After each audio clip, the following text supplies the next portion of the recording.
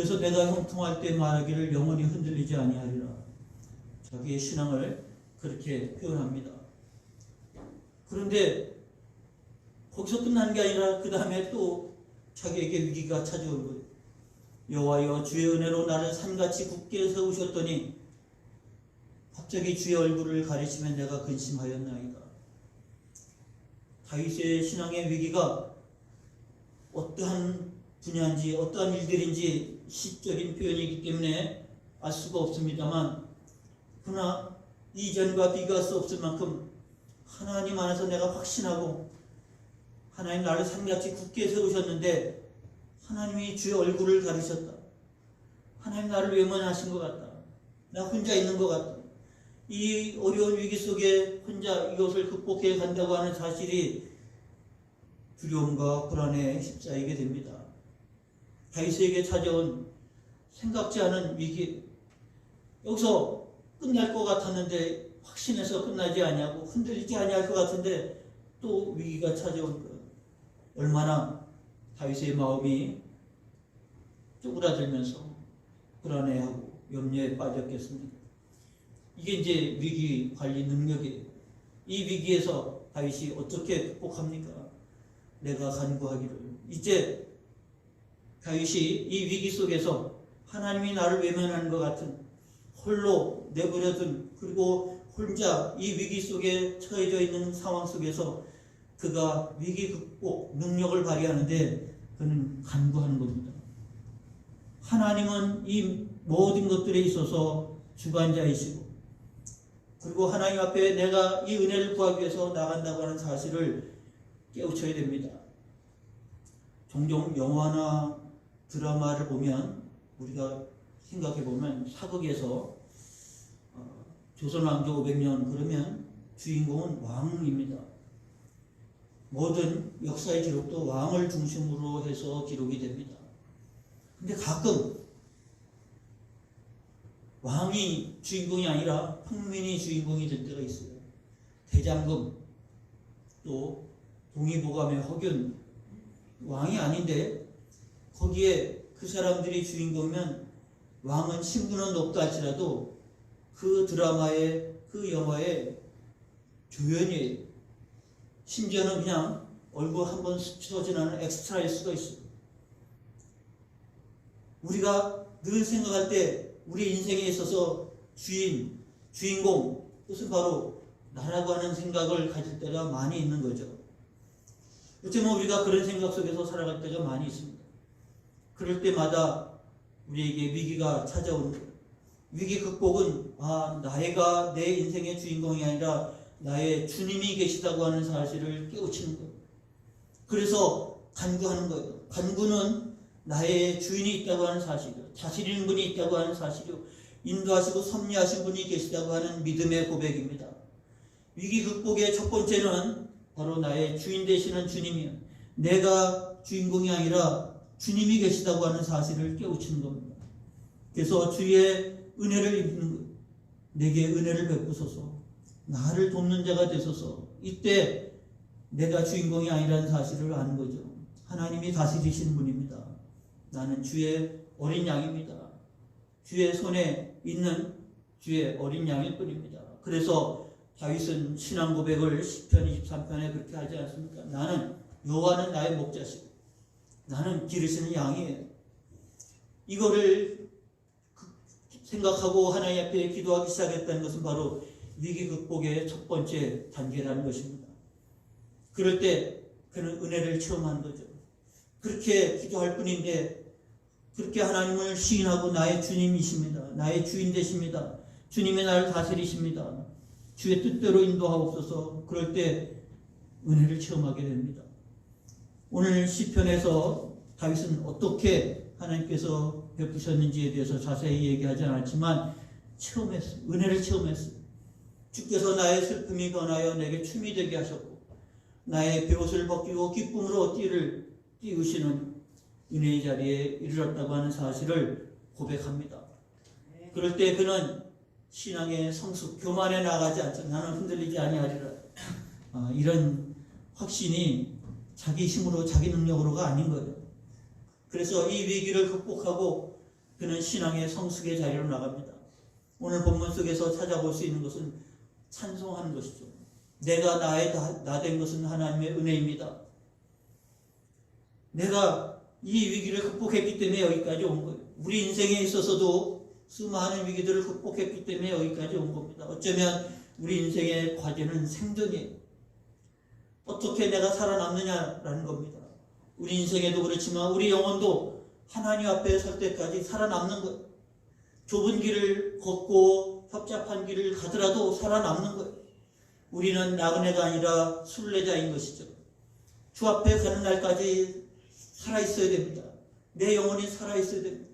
그래서 하나님 앞에 내가 흔들리지 아니하리라, 스스로 교만에 빠지지 아니하고 하나님의 은혜를 입고 살아가는, 하나님의 도움을 입고 살아가는 우리의 인생이라고 하면 하나님의 은혜를 체험하고 그 은혜가 헛되이 되지 않는 가장 확실한 방법은 신앙이 단단해져 가는 거죠. 성숙해져 가는 겁니다. 비 온 후에 땅이 굳어지듯 그것을 바탕으로 해서 성숙의 자리로 나아갈 수 있는 것. 오늘 다윗은 세 가지를 우리에게 보여줍니다. 찬송하는 것입니다. 내 영광으로 주를 찬송하십니다. 하나님의 은혜입니다. 하나님의 도우심입니다. 하나님의 복주심입니다. 그리고 기억한다고 오늘 본문에 표현을 하고 있습니다. 그래서 하나님께서 나에게 은혜 베풀어 주셨음을 인해서 4절에 주의 성도들아 여호와를 찬송하며 그의 거룩함을 기억하며 감사하라. 하나님의 거룩함을 기억하는 겁니다. 하나님은 외면하시는 분이 아니시고 멀리 떠나시는 분이 아니시고 귀가 먹고 눈이 멀은 분이 아니시고 하나님은 우리를 얼마나 사랑하신지 그의 거룩함을 기억하고 회상하고 다시 되돌리고 그게 부흥입니다. 우리에게 있어서 부흥, 리바이벌이라고 하는 것은 다시 끄집어내는 겁니다. 하나님의 거룩함을 기억하는 것, 그리고 감사하는 겁니다. 내가 주께 영원히 감사하리다. 신앙의 성숙의 길로 나간 거죠. 그래서 위기를 극복할 때 그 위기를 극복함으로 끝난 것이 아니라 내가 흔들리지 아니하리라, 그렇게 신앙의 마무리 짓고 나는 신앙 안에서 은혜를 체험하고 그리고 신앙 안에서 나는 언제든지 승리할 수 있다고 하는 교만에 다윗이 꼭 그렇게까지는 아니었다 할지라도 그 다음에 찾아오는 위기를 극복할 길이 없었던 것을 보면 이 위기를 잘 극복하고 잘 마무리하고 이것을 통해서 성숙의 길로 나가는 자리가 되어야 합니다. 하나님 앞에 찬송하고 그것의 거룩함을 기억하고 하나님께 감사할 때 하나님께서 주신 은총이 잠깐이 아니라 평생이 되는 거예요. 그런데 이 은혜를 잊어버리면 은총은 잠깐이고 요염은 영원한 것처럼 만들어버릴 수가 있게 되는 것이죠. 신앙의 위기를 잘 극복하고 신앙의 성숙의 길로 나아감으로 인해서 주 앞에 서는 날까지 잘했다, 달려갈 길 달려가고 믿음을 선한 싸움을 싸우고 믿음을 지킴으로 잘했다, 칭찬 듣는 신앙이 되어질 수 있도록 하기 위해서 위기를 극복하고 성숙의 길로 나가는 신앙이 되어야 합니다. 믿음 안에 선한 여러분 되시기를 주의 이름으로 축원합니다. 기도하겠습니다. 하나님 아버지 은혜 감사합니다. 이 아침 다윗의 찬양과 고백을 통해서 우리의 신앙을 돌아봅니다. 하나님, 우리가 굳이 하나하나 다 일일이 열거하진 않아도 우리도 그야말로 위기에 처해 있었고 고통을 당하기도 하고 사고를 겪기도 하고 질병 속에 빠지기도 하고 수많은 위기를 우리도 겪기도 합니다. 무엇보다 그 영혼의 위기가 찾아왔을 때 하나님 우리 힘으로 해결할 수 없다는 사실을 깨우칩니다. 위기를 잘 극복함으로 우리가 건강하게 여기까지 사는 것처럼 우리 영혼의 위기도 잘 극복함으로 하나님 앞에 성숙한 자리로 나갈 때 하나님께 영광을 돌리며 하나님께 감사하며 하나님께 찬송하고 하나님의 거룩함을 늘 기억하고 회상함으로 인해서 든든한 신앙의 자리에 서가는 하나님의 자녀, 하나님의 백성들이 되어진 줄 믿습니다. 그래서 하나님의 은총이 평생 함께하고 있다는 사실들을 깨우치는 은혜의 자리가 되게 하여 주옵소서. 예수님의 이름으로 기도하옵나이다. 아멘. 찬송가 435장 찬송 부르며 준비하신 예물을 하나님께 보용을 하도록 하겠습니다.